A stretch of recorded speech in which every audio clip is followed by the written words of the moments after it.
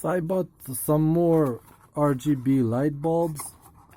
These are also switch on, which I didn't realize. I thought the old ones were Osram, which I bought, which I showed in the previous video. These are also switch on. These are the Kaufland brand. Only Kaufland sells them in Europe, I think. Oh yeah, here it says exclusive by Kaufland. That's what it says.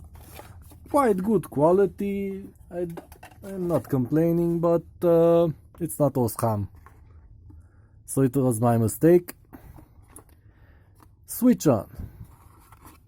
It's basically the same thing. You got this crappy remote that the foil is coming off of. At least the battery is big enough.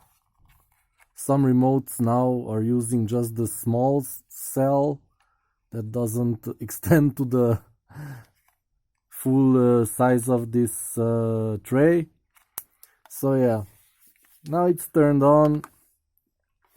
It has all the colors, bright, also RGB, and 12 other color mixtures.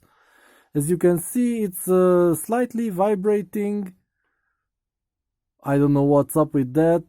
It's red on full brightness. This shouldn't pick up on camera. Whatever.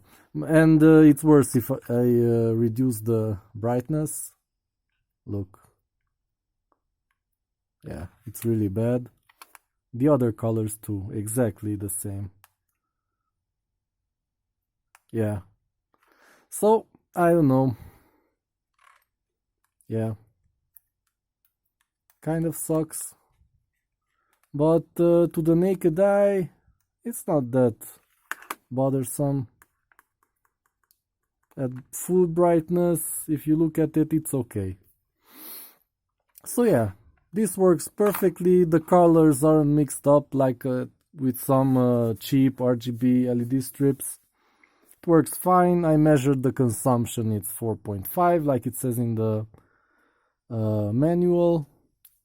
4.5 watts. So yeah, let's take it apart. That's what I want to do. I took it apart before, but I want to look at it up close and also show you. I just saw that there's one RGB LED and the rest is white. So yeah, as it's typical for these light bulbs. Let's go. Oops. Okay. So this is kind of nice. As you can see, there are 5 white LEDs, and in the center there's an RGB LED. That is not brown yet, it's not burnt, so it's okay. Here's the infrared sensor for the remote, and probably 2 different controllers for the RGB LED and the white LEDs. Some capacitors on the other side, or just one maybe. The other one is probably the incoming power. So yeah, this is oh yeah, it was 60 cents. That's the beauty of it. 60 cents. And it looks kind of nice. All the soldering jobs, everything. Really, really nice. Yeah. Maybe this glue is not put here properly. It's moving, but that may be a problem long term.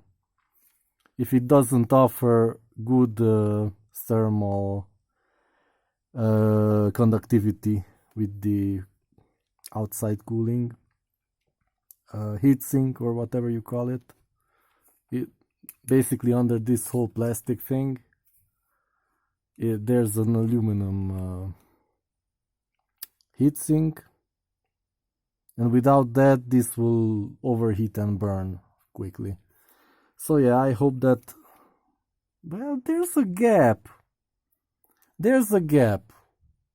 So yeah, the glue wasn't applied properly. That's a problem. There's a gap, and this may cause problems. Maybe I'll redo it with some new glue.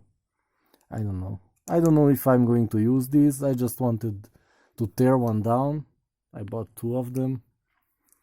So yeah, this is a problem. This stupid glue.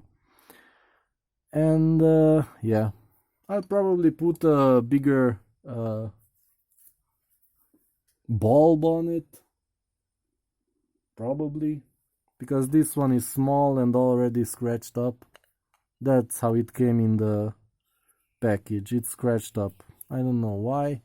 Improper packaging or something. So yeah. And it looks awful. They put some glue here. Silicone glue. That looks awful. It doesn't look. How can I show you? It's coming out on the side, and it's just awful. That's all I can say. So I'll probably take this off and put in a piece of plastic. Yeah, that may be a solution, and also replace this stupid paste. I mean glue, whatever. So yeah, kind of disappointed that I discovered this defect, but overall I think this was a good buy for 60 cents, and I'll use it somewhere in my room. When it's turned off, it's consuming 0 watts, so it's somewhere under half a watt.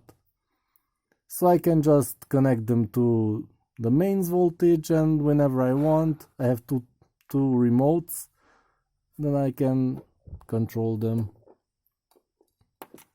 I keep one at my bedside and one at my desk, and they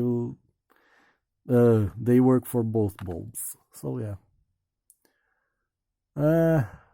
that's about it. I thought this would be more interesting, but yeah, that's life.